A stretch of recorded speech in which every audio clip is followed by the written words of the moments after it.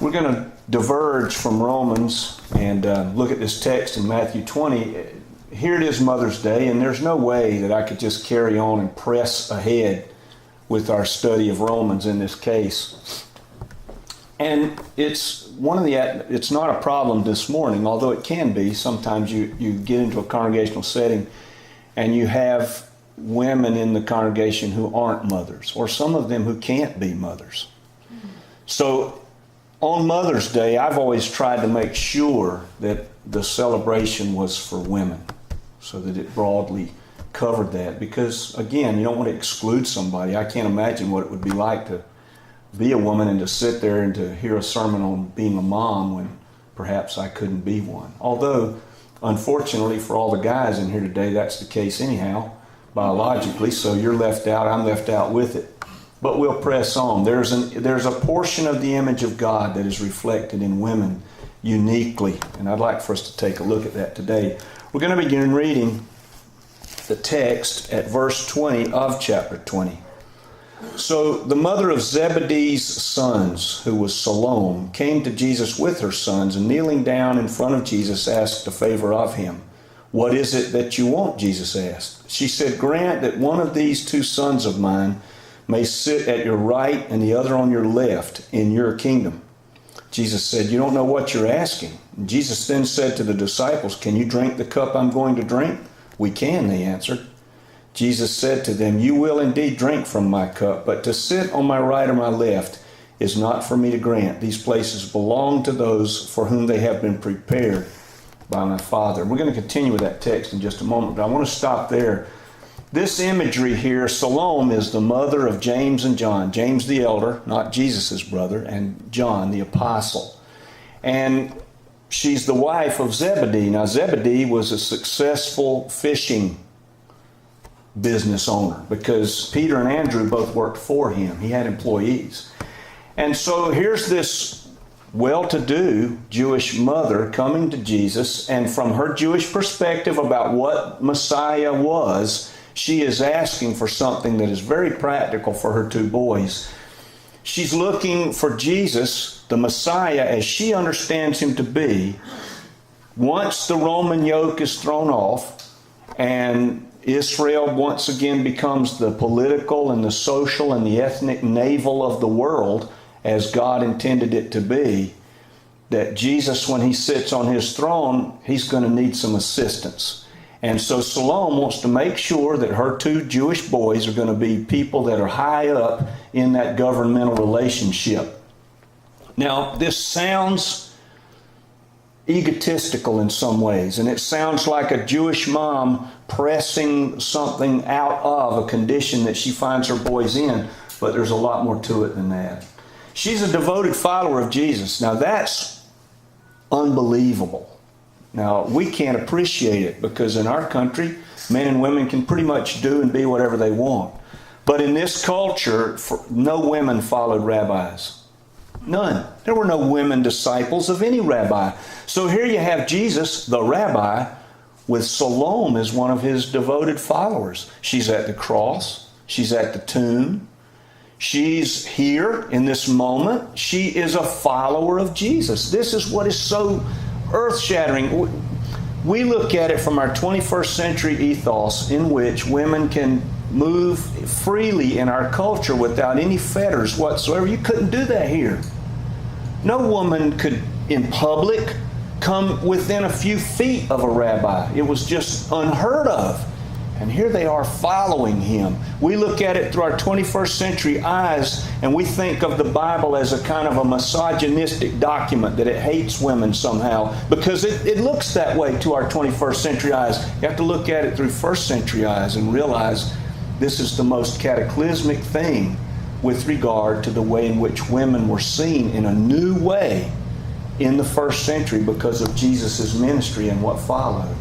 Now, she's not just some snobbish Jewish woman trying to gain advantage for her boys. She's a follower here. So what she's doing here says something about her. And you'll notice Jesus' response. He doesn't rebuke her. He just says, "I'm sorry, it's not mine to grant.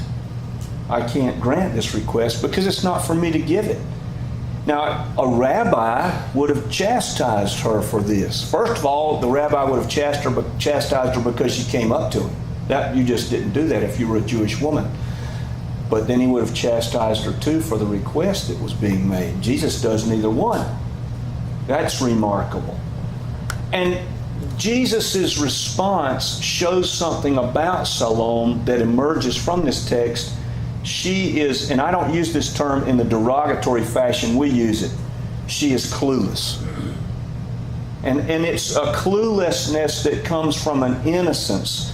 She had a Jewish understanding of what Messiah would be. She's coming to Jesus with what is a very practical, reasonable request on behalf of her boys from the standpoint of the understanding that she has. But she is clueless. Now, I want to stop there for just a moment and look at what she's doing. This is something men would never do. It's the same thing. There's that, I guess it's a stereotypical aspect of men. When you're driving someplace unfamiliar, this myth has kind of gone away now because everybody's got GPS. You can look at your phone and say, oh, we're here.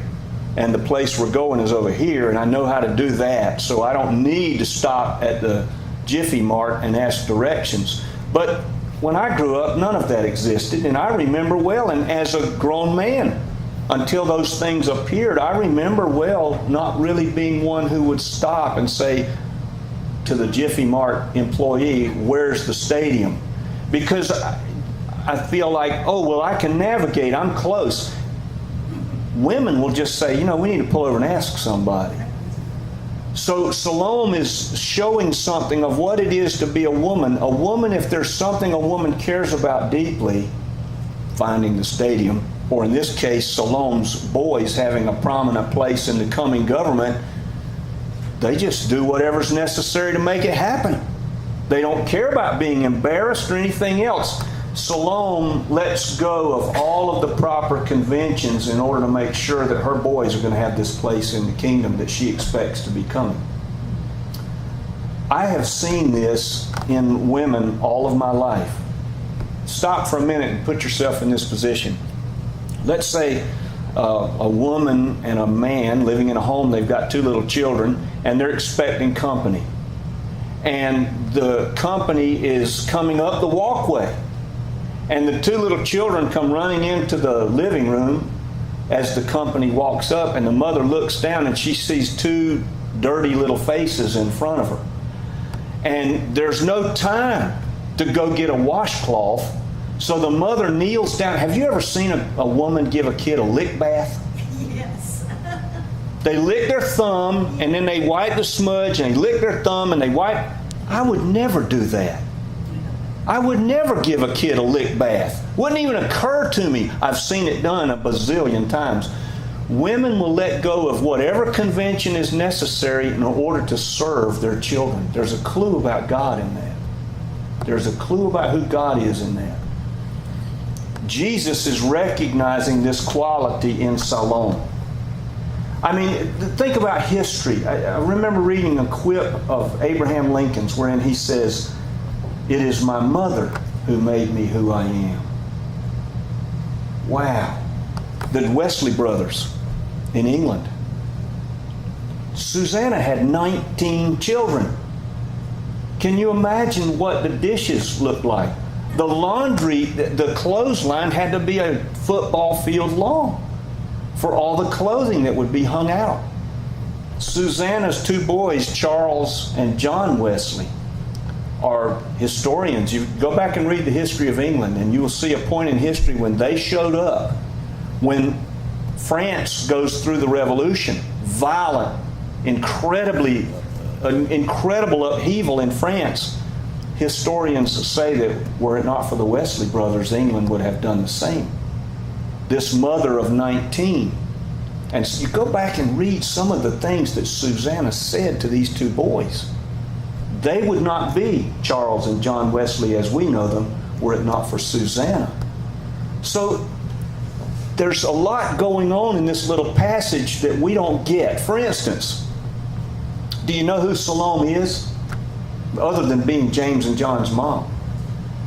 She is thought to be the sister of Jesus' adoptive dad, Joseph.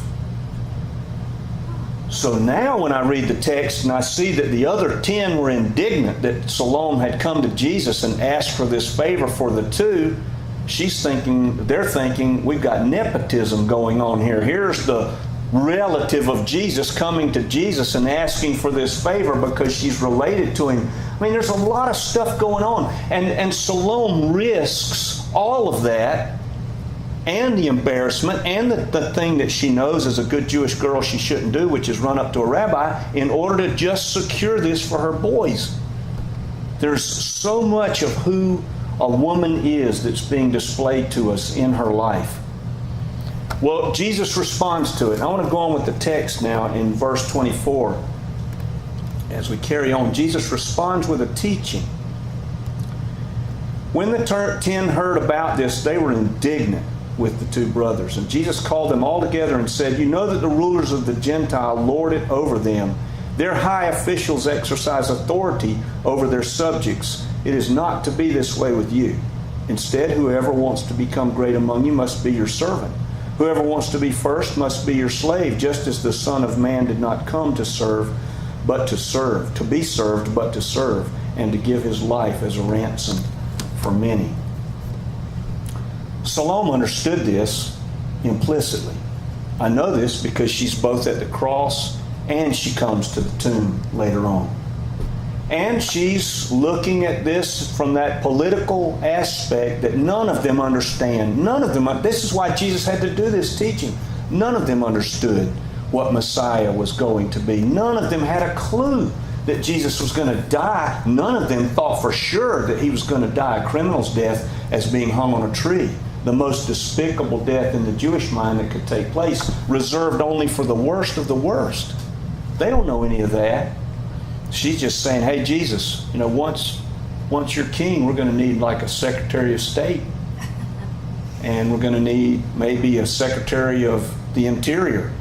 James and John would be good at that. Can you work that in for them?" There is a portion of the image of God so woven into who women are. And we see it revealed in Jesus himself. Jesus is coming, that last week of his life, coming to Jerusalem.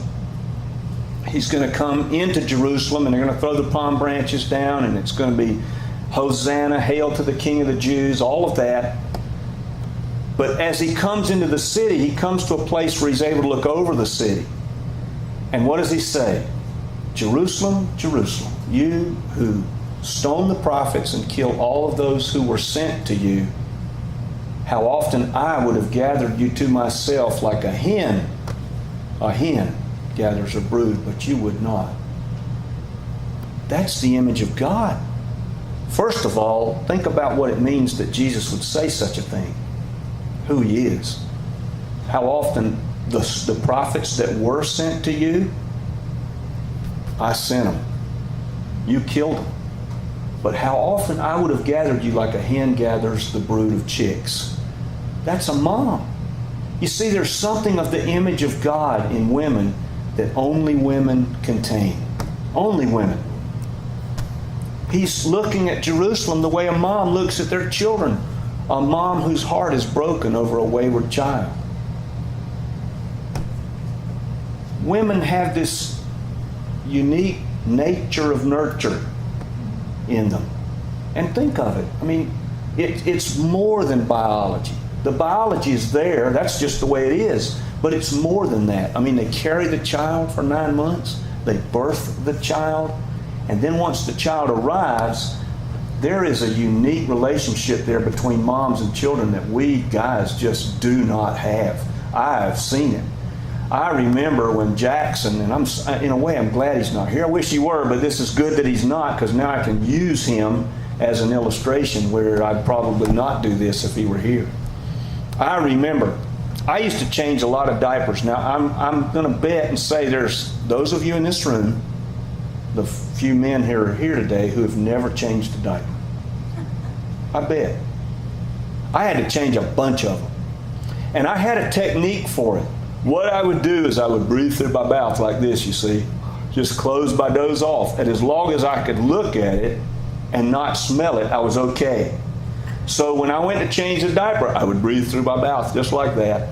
Change the diaper. Well, one time I was changing diapers. Becky was downstairs, and Jackson had been crying for 25 minutes. I couldn't do anything with him. Just a nightmare to change the diaper. A lot to clean up beyond just the diaper because of all the fighting I was having to endure while I changed it. And I finally got the diaper wound up and got it into that genie thing, with the little sausages in it.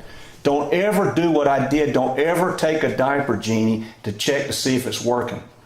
Because if you pull those sausages out and sniff them, I guarantee you'll find out right quick that it's worse than you can imagine.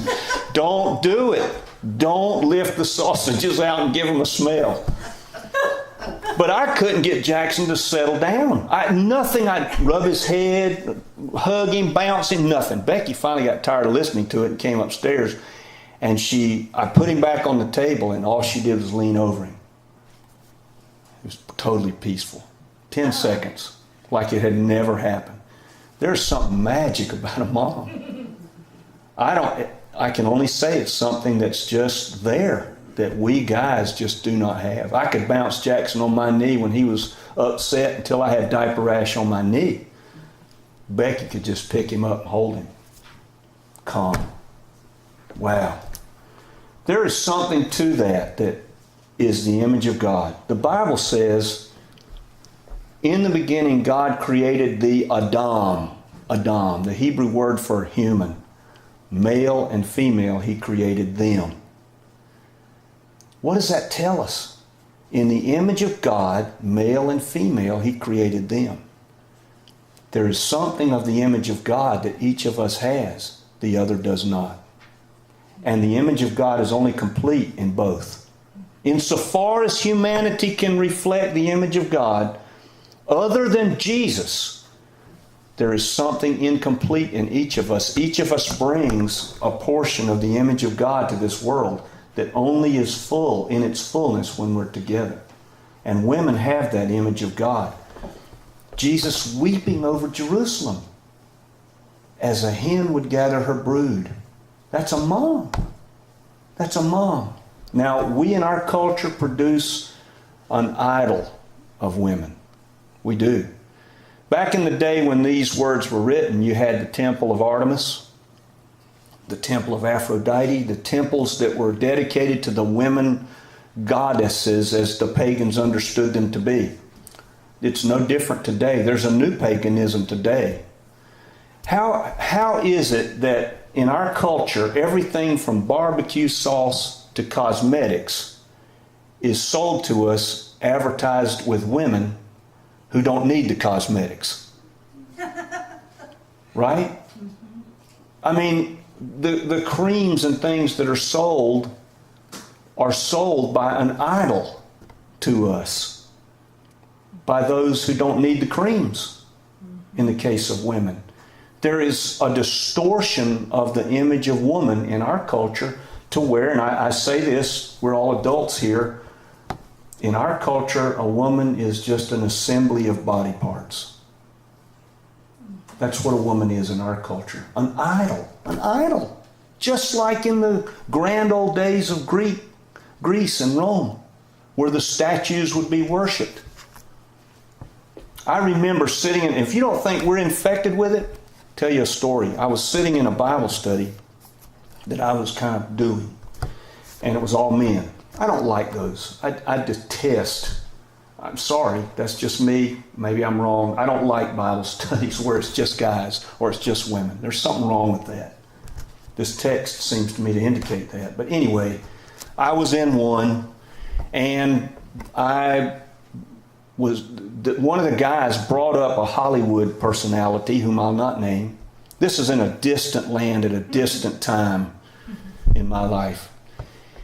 And he referred to this woman as a hottie. Now, I'd never heard of the woman personally. I didn't even know who this was at the time. I know now. And I remember, and I probably should not have done it. You could have heard a fly burp in the back of a very large room after I said it. I said, what if if that woman's father were sitting here right now? Would you say that? I said, and then I went even further.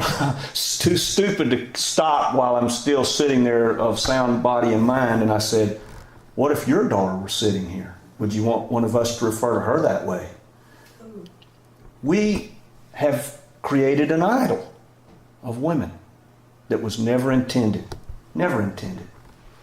The greatest quality that I see in women is one that rises above all others. I remember when I was a kid, my mother, and I bet you guys have said this to your children in one form or another as they grew up. You moms, you have said, I would throw myself in front of a bus if it took it to save your life. Guarantee you. When I hear that from a woman, I believe it. When I hear it from a guy, maybe. The heat of the moment, maybe. But from a woman, I believe it. I believe it because a lot of women do sacrifice their lives just bringing the child into the world. Birthing is not a safe thing. Lee Wang. You may not know who Leland Wang is, all right? Everybody knows who Billy Graham is, right? And if you've been alive in the past 70 years, everybody knows who Billy Graham is. Billy Graham had a wife. She's passed away. Her name was Ruth Graham. Her middle name was Bell.